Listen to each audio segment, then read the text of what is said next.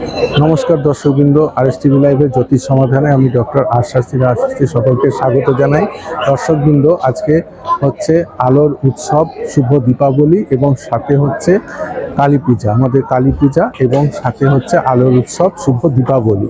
তাই আমার পক্ষ থেকে এবং আমার আরএস টিভি চ্যানেলের পক্ষ থেকে সকল দর্শকবৃন্দকে আজকে শুভ দীপাবলি এবং কালী পূজার প্রীতি শুভেচ্ছা, আন্তরিক অভিনন্দন। আজকে খুবই একটি শুভ দিন, শুভ তিথি, এই আলোর উৎসব, আজকে দীপাবলি, খুব আনন্দ একটা পূর্ণ দিন এবং সাথে রয়েছে অমাবস্যা, কালী পূজা। এই দিনে কামাখ্যা সহ তারাপীঠ, কালীঘাট, দক্ষিণেশ্বর বিভিন্ন জায়গায় মা কালীর পুজো খুব ধুমধাম করে হয়ে থাকে এবং সাথে আপনাদের যাদের শনি সাড়ে সাতি বা মানে কালসর্প বিভিন্ন রয়েছে, তারা কিন্তু এই দিন মা কালীর পুজো আপনারা করতে পারেন। সাথে দক্ষিণা কালী হলে আরও খুব ভালো হয়। এই অমাবস্যায় অনেক বড় বড় হোম যজ্ঞ সমস্ত কিছু সম্পন্ন হয়ে থাকে।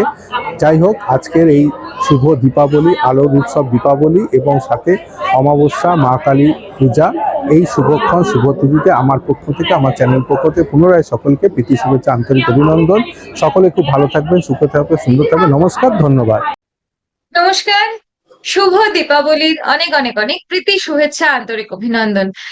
আজ কালী পুজো, শক্তির আরাধনার একটি অত্যন্ত গুরুত্বপূর্ণ তিথি। মায়ের আশীর্বাদ সবার উপরে থাকুক, সবার জীবন থেকে আধার ঘুচে যাক। আর কাল হলো দীপাবলি। এই দীপাবলি তিথি আমরা যদি আবার রামায়ণে দেখি, 14 বছরের বনবাস শেষে অযোধ্যার রাজ রামচন্দ্র তিনি অযোধ্যায় ফিরেছিলেন এবং সেই জন্য অযোধ্যা নগরীকে আলোয় আলোয় সাজিয়ে দেওয়া হয়েছিল এই তিথিতে। সেদিন থেকেই শুরু হয় দীপাবলিতে। ফিরে আসুক সবার জীবনে সমস্ত হারিয়ে যাওয়া খুশি, আনন্দ। যার জীবনে যতটুকু দুঃখ আছে দূরে যাক। ভালো থাকুন সবাই। আলোতে, আনন্দে, খুশিতে, সুখে, শান্তিতে ভরে উঠুক সবার জীবন। শুভ কালী পুজো, দীপাবলির অনেক অনেক অনেক শুভেচ্ছা।